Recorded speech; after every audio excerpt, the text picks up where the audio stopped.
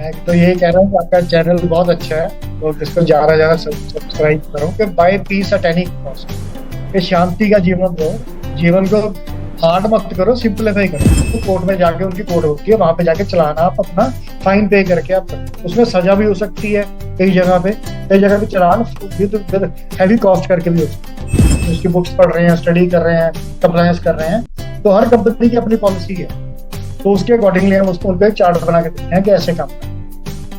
हमारे working schedule monthly basis होता है, वीकली बेसिस होता है, वो हम कंपनी को टाइम टू टाइम एडवाइस करते हैं कि ऐसे।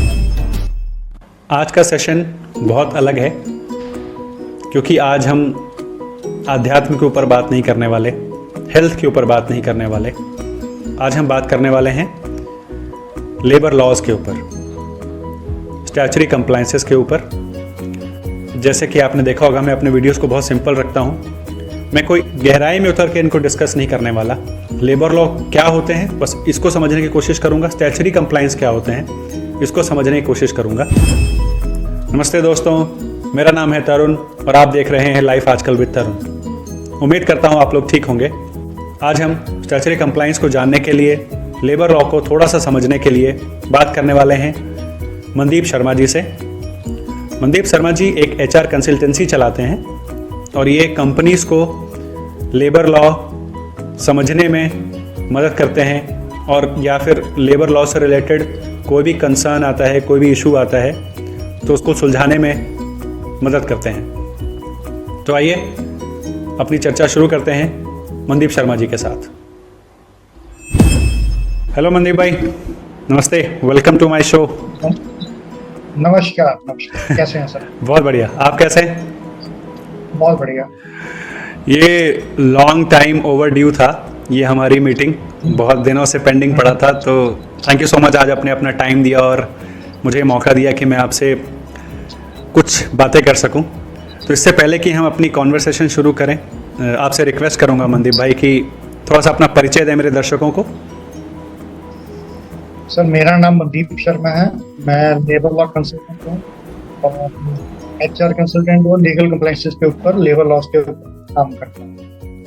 100 के करीब कंपनीज हैं जिनको हम अपनी लीगल सर्विसेज दे रहे हैं। As far as studies concern, मैंने ग्रेजुएशन DAV कॉलेज से की है, LLB किया, post graduation development personal grievance discussion. Okay, तो आपने कहा 100 से ज़्यादा कंपनीज को आप अपनी कंसल्टेंसी प्रोवाइड कर रहे हैं अभी। तो ये सारी स्टैच्यूटरी कंप्लायंस है या किस तरह की सर्विसेज प्रोवाइड करते हैं आप? हम ज़्यादातर लेबर लॉज में करते हैं, HR में, लेबर लॉज में, और उनको लीगल कंप्लायंस में करते हैं। HR में ह्यूमन रिसोर्स के लिए काम करते हैं, जैसे एम्प्लॉय ज्वाइन कर रहा है, ज्वाइनिंग से लेकर एग्जिट तक की सारी फॉर्मेलिटीज के ऊपर हम कंपनीज को गाइड करते हैं कि कैसे अपॉइंटमेंट लेटर बनाना है, कैसे उनको रखना है, कैसे इंडक्शन प्रोग्राम्स होने हैं, कैसे सारी चीजें हम गाइड करते हैं। एज फार एज जो लेबर लॉ कंप्लायंसेस हैं, उसमें अराउंड मोर देन 15 आप कह सकते हो कि अपने एक्ट्स आते हैं जिनके हम कंप्लाइंस कराते हैं, जैसे मिनी वेजेस है, पेमेंट वेजेस है, बोनस है, ग्रेस्टी है, लीव एनकैशमेंट है, और अपना EPF है, PF है, प्रोफेशनल टैक्स है। ऑल दिस चीजों के ऊपर हम सभी को उनको अपनी गाइडेंस देते हैं, सैलरी स्ट्रक्चर प्रिपरेशन में हेल्प करते हैं। ओके, सो ये कहना ठीक होगा मेरे लिए कि आप एक HR कंसल्टेंट हैं, HR कंसल्टेंसी फर्म है आपकी? हाँ जी, मैं बिल्कुल HR कंसल्टेंट हूँ और लेबर लॉ कंप्लायंसेस भी देखता हूँ HR में। ओके, परफेक्ट, बहुत बढ़िया। तो बिल्कुल हम डिटेल में जाएंगे कि लेबर लॉ कंप्लायंसेस क्या होते हैं और भी तरह के स्टैच्यूटरी कंप्लायंसेस क्या होते हैं। उसको जानने से पहले थोड़ा सा मैं ये समझना चाहूँगा, और स्पेशली मेरे दर्शकों के लिए, कि एक्चुअली ये स्टैच्यूटरी कंप्लायंसेस होते क्या हैं? स्टैच्यूटरी बेसिकली जो लेबर लॉज हैं, ये बने हैं एम्प्लॉइज की वेलफेयर के लिए, ताकि एम्प्लॉइज को जो उनके ड्यूज प्रॉपर्ली मिलते हैं। ओके, उसके लिए उन्होंने एक्ट बनाए हुए हैं। जैसे आप देखोगे मिनी वेजेस का एक्ट है, तो एटलीस्ट मिनी वेजेस मिलने चाहिए। पेमेंट ऑफ वेजेस का एक्ट है, उसमें टाइमली पेमेंट मिलने चाहिए। वो ऑडिट भी करते हैं डिपार्टमेंट में, उनके रजिस्टर्स हैं, रिटर्न्स हैं। ऐसे उनका एम्प्लॉइज प्रोविडेंट फंड है, उनका ESI है, तो सारे एम्प्लॉइज के वेलफेयर के लिए मिल रहे हैं। उनको बोनस मिलना है, उनको ग्रेस्टी मिलनी है, उनके जो भी उनके राइट्स हैं उनके स्टैंडिंग ऑर्डर्स बनने हैं, उनके वर्किंग सिस्टम है, सारी चीज़ों को करने के लिए लेबर लॉज बनाए गए हैं, make for the welfare for the employees. और ये कंपनीज के लिए करना मैंडेटरी प्रोविजंस है, वॉलंटरी नहीं है। इनको कंप्लाइंस करना है कि एक आप मैंडेटरी है, इनको करना पड़ता है for the welfare of employees, और एक सिस्टम बना रहा है ऑर्गेनाइजेशन का। ओके, तो इसमें ये सब प्रोविडेंट फंड हो गया, आपका लेबर वेलफेयर फंड हो गया, ESI हो गया, ये सारे इसके अंदर आते हैं? ये सारे लेबर लॉज का एंट्री है। अच्छा, तो पीछे मैंने सुना था कि हाँ जी, डिफरेंट कैटेगरी, जैसे एम्प्लॉइज प्रोविडेंट फंड है, ESI है, ये सेंट्रल एक्ट के अंदर, जैसे फैक्ट्री एक्ट है, ट्रैक लेबर एक्ट है, अपना जितने सारे एक्ट के सेंट्रल, ये स्टेट गवर्नमेंट के अंदर, तो ये डिफरेंस। अच्छा, जो PPF है वो बेसिकली एम्प्लॉइज का जो पैसा कट रहा है, PF कटता है, उसको मैनेज करने के लिए सेंट्रल बोर्ड करता है। ESI उनकी मेडिकल फैसिलिटी के लिए, वो सारी चार्जेस स्टेट ने, सेंट्रल गवर्नमेंट ने अपने अंडर ली। वेयर जो अदर एक्ट्स हैं वो सारे सेंट्रल, वो सारे स्टेट गवर्नमेंट। उनको जैसे पेमेंट ऑफ वेजेस हैं, मिनिमम वेजेस हैं, और भी जो लेबर जैसे प्रोफेशनल टैक्स कुछ कंपनियां काटते हैं, कुछ नहीं काटते हैं। लेबर वेलफेयर फंड कुछ स्टेट्स में है, कुछ स्टेट्स में नहीं है, वो स्टेट्स का पार्ट है। कितने मिनिमम वेजेस होने चाहिए, या चंडीगढ़ में 12,000 है, तो उसके हर स्टेट ने अपने उसके अकॉर्डिंगली अपने एक्ट बनाए हैं, एक्ट को अमेंड करते हैं या उनकी पॉलिसीज बनाई हैं। तो मनदीप भाई, आपने बोला कि 15 के करीब हैं ये एक्ट्स, तो हर ऑर्गेनाइजेशन, हाँ जी, ज़्यादा भी हो सकते हैं, थोड़े ज़्यादा भी हो सकते हैं, कम भी हो सकते हैं। एग्जैक्ट तो देखो 90 और 20 के बीच में, जी जी, अराउंड। तो ये हर ऑर्गेनाइजेशन, हिंदुस्तान में जितनी भी कंपनीज हैं, जो भी कंपनी, नई कंपनी भी खुलती है, तो वो सबको ये कम से कम 9 से 20 कंप्लायंस, ये सारे उनको फॉलो करने पड़ेंगे। जैसे जैसे स्ट्रेंथ बढ़ती है कंपनी की, वैसे वैसे एक्ट एप्लीकेबल होना शुरू है। उसके 4-5 एम्प्लॉई काम कर रहे हैं, उसके ऊपर ना बोनस एक्ट लगेगा, ना EPF लगेगा, ना ES लगेगा। मोमेंट कंपनी क्रॉस 10, वो बोनस के अंडर भी आ गई, वो PF वो ESA के अंदर आ गई। मोमेंट है ना, वो उसके अंडर आ जाती है, अपना प्रोविडेंट फंड एक्ट लगे जाते हैं। मोमेंट क्रॉस 50 फैक्ट्री एक्ट लगे जाता है। ऐसे जैसे अगर 500 प्लस हो जाए तो लेबर वेलफेयर, तो एक वेलफेयर ऑर्गेनाइजेशन कंपनी को बनानी पड़ती है। एज पर दी कंपनी और गवर्नमेंट है कि कैसा काम है, उसके अकॉर्डिंगली ये लॉज बनेंगे। जैसे जैसे आपकी एक्सपेंशन हो रही है, आप ज्यादा एक्ट के प्रूव में आते हैं। एक मूवमेंट के बाद, मतलब एक मूवमेंट के बाद सारे एक्ट के कंप्लाइंस करने जरूरी होते हैं। बाद में सिर्फ रजिस्ट्रेशन भी लेनी पड़ती हैं इनके लिए, इनकी रिटर्न्स जाती हैं, एनुअली जा रही हैं, मंथली जा रही हैं, क्वार्टरली जा रही हैं, एज पर लॉ वो सारे करने पड़ते हैं। ओह, तो मतलब जैसे जैसे किसी ऑर्गेनाइजेशन के एम्प्लॉयज़ की स्ट्रेंथ बढ़ेगी, उसी हिसाब से ये सारे के सारे लॉ एप्लीकेबल होना शुरू हो जाते हैं। ज़रूरी नहीं है कि अगर किसी कंपनी में 10 एम्प्लॉयज़ हैं तो उनके ऊपर ये सारे एक्ट लगेंगे, ऐसा नहीं है। सारे नहीं लगते, नहीं। अच्छा, स्ट्रेंथ पे डिपेंड करता है और स्टेट पे डिपेंड करता है, आपके स्टेट में है। हाँ, ओके, तो आपके जैसे शॉप्शनल कमर्शियल का रजिस्ट्रेशन है, चाहे आपके पास एक भी एम्प्लॉई आपको करवाना पड़ेगा, है ना। ऐसे फैक्ट्री एक्ट आपके ऊपर 10 के ऊपर लगता है, कई स्टेटों में 50-20 के ऊपर लग रहा है, वेरी करता है स्टेट टू स्टेट लगता है।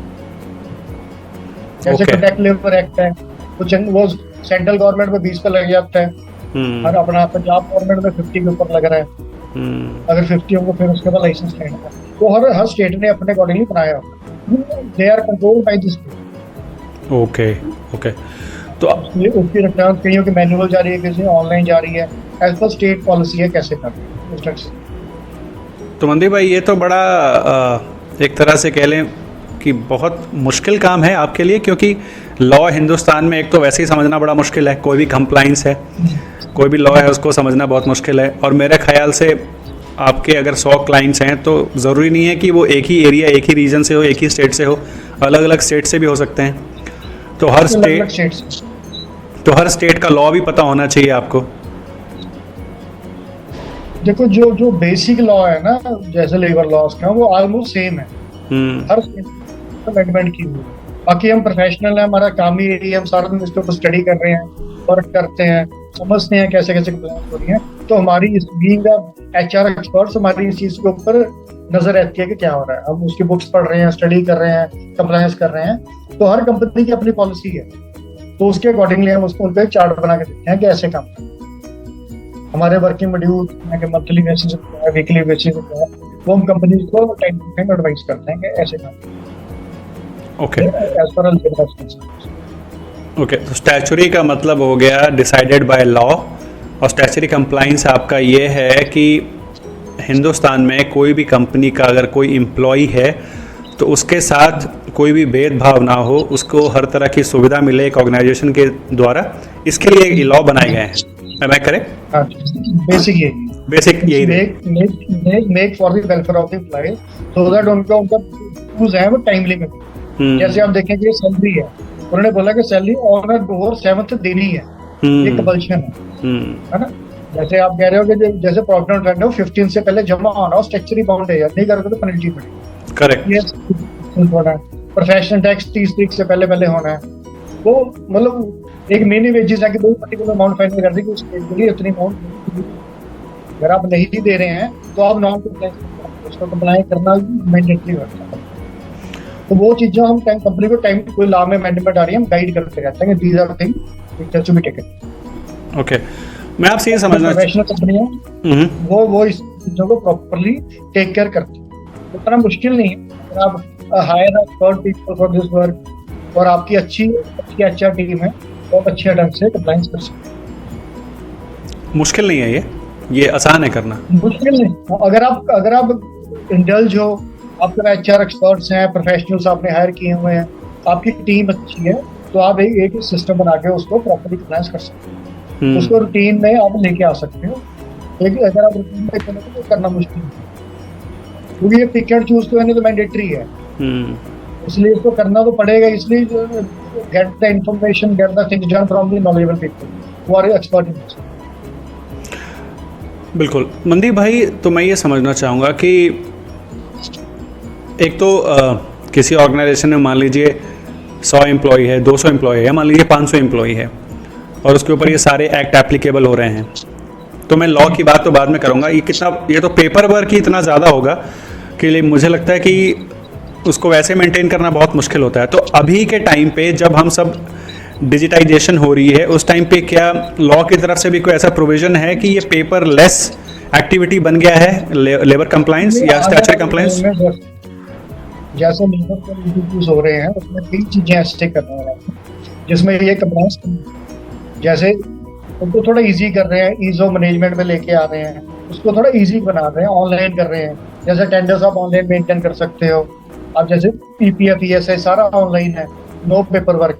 स्पेशल को डेथ केस में कोई भी सीरियस हैपनिंग में आपको पेपर वर्क करना पड़ता है। ESI में ऑनलाइन पहले मैनुअल होते थे, तो कंपनी इसको धीरे धीरे कर सकती है। पहले सैलरी रजिस्टर बनते थे, अब सॉफ्टवेयर आ चुके हैं, ये एक्सेल में कंपनियां बना रही हैं, तो धीरे धीरे ये सिंपलीफाई होता जा रहा है। और उसको बेसिकली प्रॉपर ढंग से करना इंपॉर्टेंट है। ओके, इसका रिकॉर्ड मेंटेन करना जरूरी होता है। रिकॉर्ड मेंटेन करना जरूरी है। PF का तो लाइफ टाइम मेंटेन करना पड़ता है। बाकी एक्स में PF ESI का तो ESI का मिनिमम 5 ईयर्स का बंद करना पड़ता है आपको। 5 ईयर तक इंस्पेक्शन कर सकते हैं डिपार्टमेंट। PF के लिए लाइफ टाइम है, जब से एक्ट बना जब से करते हैं। बाकी एक्ट में 10 साल के बाद आप उसको डिस्पोज ऑफ कर सकते हैं। ओके, जैसे फैक्ट्री एक्ट का है, सैलरी स्ट्रक्चर का है, सैलरी शीट्स हैं, वो 8-10 साल के बाद वो उनके बना हुआ सिस्टम है, उसको आप डिस्पोज ऑफ करते हैं। पर जो लेबर लॉस की कंपनीज हैं, क्योंकि बड़ा सेंसिटिव मैटर है एम्प्लॉइज की सैलरी के रिगार्डिंग और चीजों के रिगार्डिंग, जनरली कंपनी इन चीजों को डिस्पोज ऑफ करके दी है, अपने प्रॉपर रिकॉर्ड में मेंटेन करके, चाहे हार्ड कॉपी में रखें चाहे सॉफ्ट कॉपी। ओके, जैसे हम सैलरी सारी कंपनी ऑनलाइन पे कर रहे हैं, पहले मैनुअल पे बाय कैश हो चुके हैं, तो चीजें धीरे धीरे करके सिंपलीफाई हो गई। और कंडीशन वही है कि आपके पास एक अच्छा बंदा होना चाहिए जो आपको properly time to time in act में मैंडेटरी का गाइड करता रहे, आपको हेल्प करता रहे कैसे काम करना है, वो सारी चीजें आपको एडवाइस करें। और आप ये आपका काम इजी, और आप यही चीज़ मॉनिटर करते हो और यही सर्विसेज प्रोवाइड करते हो सारी कंपनीज के लिए? हाँ जी। और अगर कोई यही सब, हाँ जी प्लीज। तो क्या आप लीगल सर्विसेज भी प्रोवाइड करते हो? फॉर एग्जांपल मान लीजिए कि कोई किसी कंपनी ने कोई एक्ट फॉलो नहीं किया, कोई कंप्लाइंस उनसे मिस हो गया, या कोई रिटर्न फाइल नहीं हुई, और कोई लीगल ऑब्लिगेशन आ गई, या कोई नोटिस आ गया गवर्नमेंट की तरफ से, या किसी तरह का कोई केस उनको लड़ना पड़ गया, तो क्या उसमें भी आप सर्विसेज प्रोवाइड करते हो, लीगल सर्विसेज, या सिर्फ HR कंसल्टेंसी? नहीं, उस पर भी हम करते हैं। जैसे कोई लीगल नोटिस आ रहा है या कोई अप्लाई, कोई डिपार्टमेंट के इंस्पेक्शन आ गया, उसको भी हम टेक केयर करते हैं, हैंडल करते हैं। चाहे PF या लेबर, किसी भी एक्ट के कोई परमिशन लेनी है, हम रिप्रेजेंटेशन अपनी कंपनी के बिहाफ पे वहाँ पे फाइल करते हैं डिपार्टमेंट से, रजिस्टरिंग करते हैं, और जो भी प्रॉब्लम होगी उसको सॉर्ट आउट करवाते हैं। ओके। एज फार एज अगर कोई एम्प्लॉई की भी दिक्कत आ रही है, तो कोई भी PF में दिक्कत आ रही है, कोई किसी भी तरह की कोई प्रॉब्लम आ रही है, जो जहाँ पे लेजिस्लेशन किसी भी department relate to labour law, चाहे फैक्ट्री एक्ट है, PPF है या पोल्यूशन कोड है, हम सभी में जाके अपना वहाँ पे कंपनी के व्यापारी रिप्रेजेंट देते हैं, उस मैटर को क्लोज करते हैं। अगर नॉन कंप्लायंस है तो हम उसे कंप्लायंस करवा के, रेक्टिफाई करा के, करेक्ट करवा के सारे फॉर्म ऑल लाइक दैट हम उसे क्लोज करते हैं। ओके, तो ये आपकी सर्विसेज में आता है। अगर हमें रिप्लाई भी फाइल करना पड़ता है, राइटिंग में रिप्लाई देना है, कोई ऑब्जर्वेशन देनी है, तो यहाँ सेकेंडली हम कंपनीज का क्वार्टरली बेसिस कुछ कंपनीज का जो चाहती हैं ऑडिट के लिए, हम अपनी कंपनीज के क्लाइंट कंपनी का ऑडिट करते हैं, HR ऑडिट। उन्होंने ऑडिट, अगर उन्होंने वेंडर हायर कर रखे हैं, कॉन्ट्रैक्टर्स हायर रखे हैं, उन कॉन्ट्रैक्टर का भी हम ऑडिट करते हैं, और कंप्लीट ऑडिट करके A to Z और हम सारी रिपोर्ट क्वार्टरली बेसिस पे अपने क्लाइंट को प्रेजेंट करते हैं, सो दैट जो भी निटी-ग्रिटीज आ रही हैं उसको हम टाइमली रिमूव कर सकें और हमारा काम स्मूथली चल जाए। वेरी नाइस मनदीप भाई। तो मुझे एक बात बताएं, अगर किसी कंपनी से कोई एक्ट, या कोई कंपनी फॉर एग्जांपल ऐसे लेते हैं कि कोई कंपनी अगर इस चीज़ को सीरियसली नहीं लेती है और रिटर्न्स को फाइल नहीं करती है, या रिकॉर्ड्स मेंटेन नहीं करती है, या किसी तरह के भी स्टैच्यूटरी कंप्लाइंस को अडेयर नहीं करती है, तो उसके क्या लीगल ऑब्लिगेशंस हो सकते हैं, कितना सीरियस मैटर हो सकता है उनकी कंपनी के लिए सरकार की तरफ से? देखो सर, जहाँ पे तो मनी रिलेटेड वर्क है, जैसे आप सैलरी टाइमली नहीं दे रहे है ना, या सैलरी कम दे रहे हो, महीने में नहीं कंप्लाइज कर रहे, या PF कम जमा करा रहे हो, ठीक ढंग से नहीं करा रहे, या ये समय कर रहे हैं, वहाँ पे तो बहुत हैविली इंटरेस्ट है और डैमेजेस, पेनल्टीज बहुत है।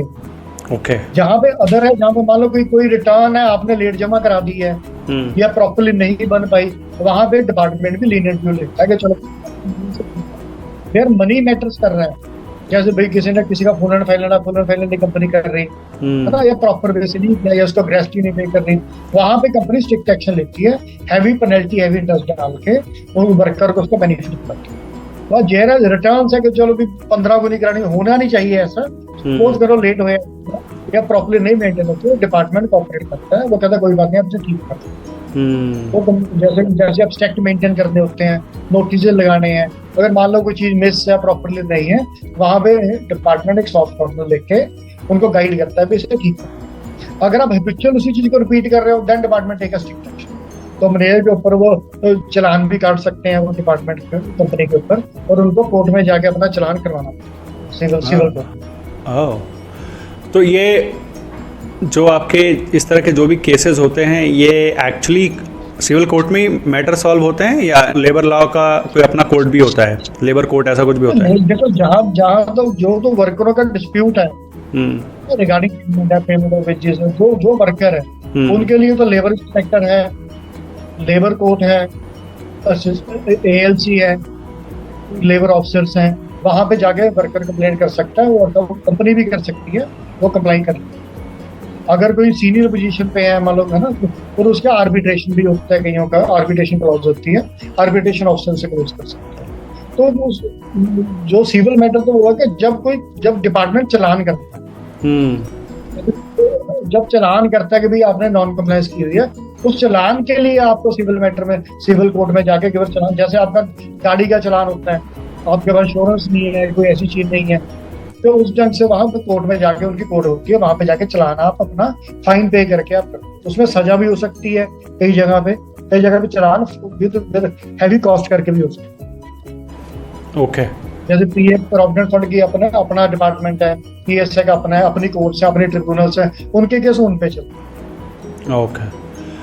तो किसी ऑर्गेनाइजेशन में कोई सीनियर पोजीशन पे कोई एम्प्लॉई है, फॉर एग्जांपल कोई डायरेक्टर है मान लीजिए, या कोई मैनेजर है, सीनियर मैनेजर है, तो स्टैच्यूटरी कंप्लायंस की लैंग्वेज में क्या वो भी वर्कर की कैटेगरी में आता है?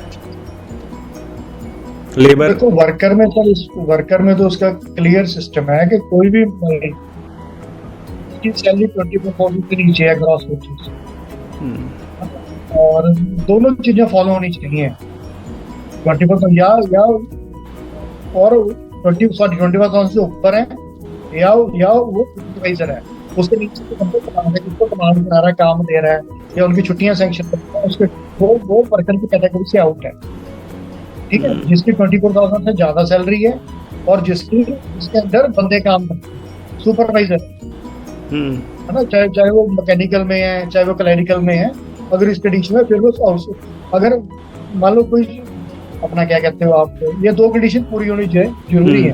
अगर एक एम्प्लॉई है और उसकी वो अपना सॉफ्टवेयर इंजीनियर है, उसकी 1 लाख रुपए सैलरी है और उसके नीचे कोई बंदा काम नहीं कर रहा, वो अपना काम करके चले, तो वो वर्कर की करता है। ओके, वो वर्कर ही है, चाहे वो 2 लाख रुपए ना है, वो एज पर वर्कमैन की कैटेगरी में है। ओके, क्योंकि उसके नीचे किसी को रिपोर्ट नहीं कर रहा, समझ गया। उसके नीचे कोई एम्प्लॉई नहीं है, वो इंडिपेंडेंट है, वो इंडिपेंडेंट ही है, उसकी कोई सैलरी मैटर नहीं करती, वो वर्कर नहीं है। जब तक आप किसी के बॉस नहीं हो, जब तक कोई आपको रिपोर्ट नहीं कर रहा है, एक बंदा तो होना चाहिए कम से कम। Very nice. तो और इस सब में आप एक्सपर्ट हो मनदीप भाई, तो मैं ये समझना चाहूँगा कि एचआर का रोल कितना इंपॉर्टेंट हो जाता है एक ऑर्गेनाइजेशन में। आप तो आउटसाइडर हो, एक कंसल्टेंसी है आपकी और आप एक एचआर कंसल्टेंट होते हो फ्रॉम आउटसाइड, लेकिन जो with in the company HR होता है उसका कितना इंपॉर्टेंट रोल होता है अपने ऑर्गेनाइजेशन के लिए स्टैच्यूटरी कंप्लायंस को मेंटेन करना, फिर सारे के सारे लॉज को फॉलो करना। देखो देखा जाए तो एचआर ना प्रोडक्शन कर रहा है ना, एचआर सेल्स करता है देखा जाए कंपनी, पर एचआर जब बंदा ज्वाइन करता है उस टाइम भी एचआर का रोल, जब बंदा एग्जिट कर रहा है उस टाइम भी एचआर का रोल है। कोई प्रॉब्लम आ रही है फिर भी एचआर डिपार्टमेंट देख रहा है, एम्प्लॉयर में कोऑर्डिनेशन की प्रॉब्लम फिर भी एचआर देख रहा है। कोई भी चीज है ह्यूमन रिसोर्स मैनेजमेंट एचआर वाले करते हैं। उनका कोई भी इशू आ रहा है किसी भी तरह का, टेक्निकल है नॉन टेक्निकल है, कोई हरासमेंट है, कोई मिसबिहेव हो रहा है, कोई हैबिचुअल में मिस्टेक कर रहा है, कि एब्सेंट हो रहा है, ए टू जेड सारी चीजें एचआर वाले की, तो एचआर का बहुत ज्यादा इंपॉर्टेंट रोल रहता है। तो इसलिए एचआर बहुत इंपॉर्टेंट है। As far compliance is concern, ये एक मैंडेटरी प्रोविजन है, इससे हम रन नहीं कर सकते। ये एचआर वालों को अगर मान लो एचआर प्रॉपर्ली नहीं करेगा तो उसका सैलरी वर्क नहीं मिलेगी किसी को, उसका प्रोविडेंट फंड ईएसआई, उसका वेलफेयर फंड है, उसको बेनिफिट्स हैं, कुछ भी नहीं मिलेगा अगर कोई भी फाइनेंस प्रॉपर नहीं कर रहा। तो इसलिए उसको इन्फॉर्मेशन नहीं मिलेगी। जैसे कंपनी के स्टैंडिंग ऑर्डर्स होते हैं, तो स्टैंडिंग ऑर्डर एचआर ने बनाने हैं, उसमें अमेंडमेंट करानी है, कोई भी चीज है, तो इस चीज में एचआर का बहुत important role. Okay, not in compliance, otherwise to make a coordinator relation within company. तो एक एम्प्लॉई का एम्प्लॉयर का रिलेशन कोऑर्डिनेटर टीम वर्क को मैनेज करने के लिए एचआर डिपार्टमेंट का बहुत ड्यूटी रहता है, क्योंकि वो देखते हैं कि किसको रखना है किसको निकालना है, इंटरव्यू से लेकर इंडक्शन तक, विजिट तक, हर चीज की एक्टिविटी एचआर मैनेज करता है। उसका पर्सनल रिकॉर्ड तक भी एचआर के पास है। तो एचआर का बहुत बड़ा फंक्शनल रोल होता है, हम इसको रोल को हमें डिनाई नहीं कर सकते, लेकिन बहुत इंपॉर्टेंट है। बिल्कुल ठीक, क्योंकि किसी ऑर्गेनाइजेशन में एक एम्प्लॉय के सारे रिकॉर्ड्स को एचआर मेंटेन करता है।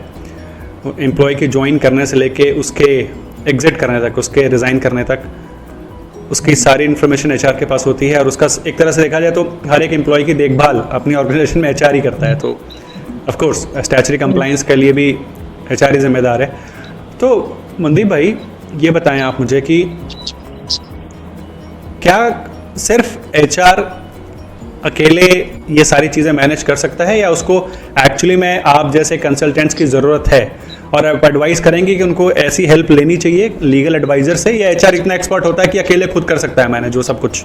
देखो तो मैं वैसे एक छोटी सी बात कर रहा हूँ, नॉट बीइंग एन कंसल्टेंट, मैं ये कह रहा हूँ कि जो कंसल्टेंट है किसी भी फील्ड का, वो आपके लिए एसेट है, वो लाइबिलिटी नहीं। कुछ कंपनियां सब कुछ खुद करती हैं, फिर भी वो एचआर कंसल्टेंट हायर करके रखते हैं, उनके अपने उसमें पैनल पे रखते हैं। रीजन बीइंग आप 24/7 आपका बंदा अवेलेबल है, जिससे आप एक लीगल एक गाइडेंस ले सकते हो।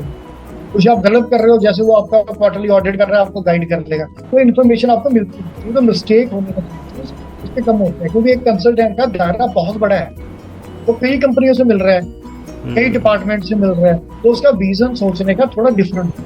तो इसलिए एचआर का तो कंसल्टेंट मेरे हिसाब से, चाहे कंपनी छोटी है बड़ी है, वो कंसल्ट रखना चाहिए। चाहे ऐसे कंपनी सीए रखती है, टैक्स कंसल्टेंट रखते हैं, है ना, हम कोई प्रॉपर्टी खरीदते हैं, हम किसी अच्छे प्रॉपर्टी की एडवाइस लेते हैं, गाइड करो हमने कैसे, तो ये तो एक कंपनी का ब्रेड एंड बटर है ना। तो एचआर का होना तो मेरे हिसाब से तो एक कंसल्टेंट हायर करना जरूरी है, जरूरी आपकी बेटर सर्विसेज के लिए, जो मेरे को लगता है। हर कंपनी की अपनी पॉलिसी, जितनी बड़ी कंपनीज हैं सारी कंपनियों ने कंसल्टेंट हायर किए हुए हैं अपने पैनल, सो दैट उनका काम सिंप्लीफाई हो जाए। ओके, बिल्कुल ठीक, बिल्कुल ठीक। तो आज के टाइम पे जैसे पीछे मैं कुछ रिफॉर्म सुन रहा था एचआर में आने वाले हैं कि अब सारे जितने भी लॉज हैं उन सबको कंबाइन करके मेजरली 4 लॉज बना दिए जाएंगे, तो क्या वो एप्लीकेबल हो गए हैं मनदीप सर? नहीं, अभी तक नहीं हुआ वो, पर वेरी शॉर्टली होने वाला, मतलब bye ending in the year 2003 मेरे को लगता है वो क्लोज हो जाएंगे। अभी तक प्रॉपर्ली इम्प्लीमेंट हुए हैं, धीरे धीरे करके अभी सरकार ने होल्ड पे रखे हुए हैं। कंपनी से मांगा हुआ है, कंसल्टेंट से यूनियन मांगा है, एम्प्लॉई से, यूनियन से जो होती हैं या एम्प्लॉयर ऑर्गेनाइजेशन से एक ओपिनियन मांगा हुआ है कि आप इसको बताओ, तो जल्दी मेरे को लगता है ये हो जाएंगे। ये जो 4 एक्ट आने हैं, जो कोड आ रहे हैं, वो आ जाएंगे, कंप्लीट हो जाएंगे। तो बेसिकली ये होगा मनदीप भाई कि ये जो एक्ट्स हैं, ये जितने भी एक्ट्स हैं वो सारे कंबाइन होकर मेजरली 4 एक्ट रह जाएंगे। तो फॉर एग्जांपल अगर मैं साल के 5 से 6 रिटर्न एनुअल रिटर्न फाइल करता हूं, तो मुझे घूम फिर के लास्ट में सिर्फ 4 रिटर्न फाइल करने पड़ेंगे, ऐसा हो जाएगा? रिटर्न्स में नहीं, उसमें थोड़ी वर्किंग कंडीशन को सिंपलीफाई करते हैं। अच्छा, पेनल्टी क्लॉज हैवी कर रहे हैं, जैसे अभी किसी चीज में आप गलत करते 5 है, उसको 50,000 तक कॉन्टेक्ट लेने जा रहे हैं, उसको थोड़ा एक्ट में सिंपलीफाई कर दिया। मान लो अगर 10 रिटर्न भरते हैं तो 4 भरी जाएंगे, पर नॉन कंप्लायंस कोई नहीं है। अगर आप नॉन कंप्लायंस करेंगे तो पेनल्टी बहुत है। अगर 500,000 की पेनल्टी दी तो वो पेनल्टी अगर 50,000 की 5,000 तो 50,000 की होती है, 1 लाख की पेनल्टी कर सिंपलीफाई के साथ, तो वो थोड़ा स्ट्रिक्ट भी कर रहे हैं। Okay, got it. बहुत बढ़िया, ज़्यादा टाइम नहीं लूँगा आपका। कुछ एक क्विक क्वेश्चंस। एक तो मैं आपसे ये समझना चाहूँगा कि ये तो हो गया स्टैचुटरी कंप्लायंस और ये जो सर्विसेज आप प्रोवाइड करते हैं कंपनीज को, इसके अलावा क्या आपकी कोई अपनी मैन पावर सर्विसेज प्रोवाइड करने का भी कोई फैसिलिटी है? आप मैन पावर भी प्रोवाइड करते हैं, रिसोर्सेज भी प्रोवाइड करवाते हैं? हाँ, हमारी कंपनी है एक डेमोर सोल्यूशन प्राइवेट लिमिटेड के नाम पे, उसमें हम मैन पावर आउटसोर्सिंग का काम कर रहे हैं। हमारी टीम है वहाँ पे, वो करती है। होम हाउसकीपिंग में हो गया, मैन्युफैक्चरिंग यूनिट्स में हो गया, कंपनीज में हो गया, मैन पावर देते हैं। इवन इन अपना हॉस्पिटल को छोड़ के बाकी सारी जगह पे अराउंड 500 के करीब हमारे पास एड्रेस काम कर रहे हैं। ओके, तो ये इसमें ये आपके हाउसकीपिंग हो गया, ऑफिस बॉयज हो गए, इस तरह के सर्विसेज प्रोवाइड करवाते हैं आप? हाँ जी, कंपनी में हेल्पर की जरूरत है, आउटसोर्सिंग कर सकते, हर तरह की आउटसोर्सिंग, चाहे उनको क्लरिकल स्टाफ चाहिए और चाहिए, वो सब हर तरह की हम दे रहे हैं। ओके, हमारा डेमो सुनो लोगों भी यही है कि grow more with the more. इसी चीज बहुत बढ़िया, बहुत खूबसूरत, ग्रो मोर विद डेमोर। ठीक है मनदीप भाई, सच में काफ़ी कुछ सीखने को मिला, समझ में आया। मतलब आपने सिंप्लीफाई करके बताया हमको कि एचआर कंसल्टेंसी क्या है और हमारे लेबर लॉज क्या हैं, कितने इम्पोर्टेंट हैं। वैसे तो एक्चुअली में देखा जाए तो अगर हिंदुस्तान के लेबर लॉ को या स्टैट्यूटरी कंप्लायंस को समझना हो तो मेरे ख्याल से बहुत टाइम चाहिए, क्योंकि बहुत गहरा है, बहुत ज़्यादा लॉज हैं। लेकिन फिर भी आपने बहुत डीप है, पर आपने ये ज़रूर समझाया कि कितना इम्पोर्टेंट है और इसके कॉन्सिक्वेंसेस क्या हो सकते हैं अगर कोई इसको फॉलो नहीं करता है। साथ में आपने ये भी समझाया कि एचआर का क्या रोल है, एचआर का क्या इंपॉर्टेंस होता है स्टैट्यूटरी कंप्लायंस मेंटेन करने में, और आपकी क्या भूमिका है और आप किस तरह से ऑर्गेनाइजेशंस को हेल्प करते हो एचआर से रिलेटेड क्वेरीज को सॉल्व करने में। तो जाते जाते कोई मैसेज देना चाहेंगे मनदीप सर मेरी ऑडियंस को अपनी तरफ से? मैं तो यही कह रहा हूँ कि आपका चैनल बहुत अच्छा है, लोग इसको ज़्यादा सब्सक्राइब करो। और पर्सनली मैं यही लोगों को कहता हूँ कि by peace at any cost, कि शांति का जीवन लो, जीवन को हार्ड मत करो, सिंपलीफाई करो। जितना आप सिंपल कर लोगे उतना खुश रहोगे। Don't make the things complicated. जितना सरल बना सकते हो उतना सरल बना के रखो, एंड यू विल एंजॉय। इसी के हर चीज़ बड़ी आपको अच्छी बड़ी सुकून लगे। वेरी नाइस, बहुत बढ़िया, बिल्कुल ठीक है आपने। थैंक यू सो मच, आपने बोला कि मेरे चैनल को लाइक करें और सब्सक्राइब करें। Thank you so much for this promotion. पर मैं सच में बहुत दिनों से कोशिश कर रहा था आपसे मिलने के लिए। आप बहुत शानदार लग रहे हो, लुकिंग वेरी नाइस, और बहुत दिनों बाद आपको देखा। आई होप लोगों को ये वीडियो पसंद आया होगा और काफ़ी कुछ सीखने को मिला होगा। मनदीप भाई, thank you so much for your time. I hope आपसे जल्दी मिलूंगा, और फ्यूचर में भी हो सकेगा तो कोई ना कोई सेशन आपके साथ फिर करेंगे HR कंप्लायंस के ऊपर। थैंक यू मनदीप भाई, thank you for your time. Have a good day. Thank you. Same to you. तो ये थे मनदीप शर्मा जी, जिन्होंने हमें एक तरह से ओवरव्यू दिया स्टैट्यूटरी कंप्लायंसेस और लेबर लॉ के बारे में। उम्मीद करता हूँ ये वीडियो आपको पसंद आया होगा।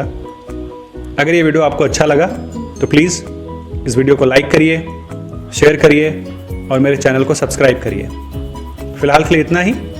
देखते रहिए लाइफ आजकल with Tarun. Thank you and जय हिंद।